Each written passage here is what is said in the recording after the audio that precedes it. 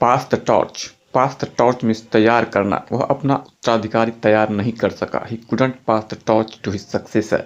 He couldn't pass the torch to his successor. Come crashing down. Come crashing down means नीचे गिरना। हादसे के बाद विमान जमीन पर गिर गया। The plane come crashing down to the ground after the accident. The plane came crashing down to the ground after the accident. Push one's luck. Push one's luck means जोखिम लेना। इसके लिए मैं कोई जोखिम लेने वाला नहीं हूँ। I am not going to push my luck for this. I am not going to push my luck for this. In Dutch. In Dutch means मुसीबत में। लड़का अपने दोस्तों के साथ परेशानी में था। The boy was in Dutch with his friends. The boy was in Dutch with his friends.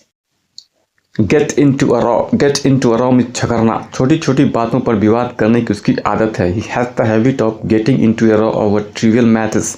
He has the habit of getting into a row over trivial matters. All moonshine. All moonshine means मनगढ़ंत। इस मामले की आपकी report मनगढ़ंत है। Your report of this matter is all moonshine. Your report of this matter is all moonshine. A beehive of activity. A beehive of activity means व्यस्त स्थल। Shopping mall एक व्यस्त स्थल है। The shopping mall is a beehive of activity. The shopping mall is a beehive of activity. A close-fisted man. Close-fisted man means कंजूस व्यक्ति। कंजूस आदमी जीवन के महत्व को नहीं जानता है। A close-fisted man does not know the significance of human life. A close-fisted man does not know the significance of human life. At sixes and sevens. At sixes and sevens means अस्त व्यस्त होना। जब मैंने घर में प्रवेश किया तो सब कुछ अस्त व्यस्त था। When I entered the house, everything was at sixes and sevens. When I entered the house, everything was at sixes and sevens. A dog's breakfast. A dog's breakfast means पूरा गड़बड़ करना। उसने इन खातों की पूरी गड़बड़ी की है। He has made a dog's breakfast of these accounts. He has made a dog's breakfast of these accounts. Take exception. Take exception means आपत्ति जताना। मैंने उसकी टिप्पणी पर आपत्ति जताई और बैठक छोड़ दी। I took exception to his remarks and left the meeting. I took exception to his remarks and left the meeting. Out of hand. Out of hand means पूरी तरह से। प्रबंधक ने प्रस्ताव को पूरी तरह से खारिज कर दिया। The manager dismissed the proposal out of hand. The manager dismissed the proposal out of hand. Put an end to. Put an end to means समाप्त करना। विवादों को समाप्त करने का यह तरीका नहीं है। This is not the way to put an end to conflicts. This is not the way to put an end to conflicts.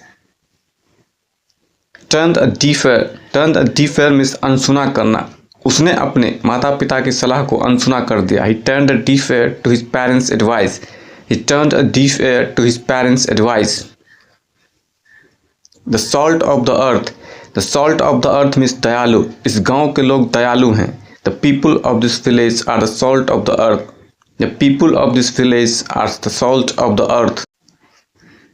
A square deal. A square deal means एक उचित सौदा। यह सभी के लिए एक उचित सौदा था। It was a square deal for everyone. It was a square deal for everyone. 19 to the dozen. 19 to the dozen means बहुत ज़्यादा। उसे बहुत ज़्यादा बोलने की आदत है। He has the habit of talking 19 to the dozen. He has the habit of talking 19 to the dozen. Mend one's way. Mend one's ways means आदत सुधारना। आपको अपने आदतों में सुधार करना होगा। You will have to mend your ways. You will have to mend your ways.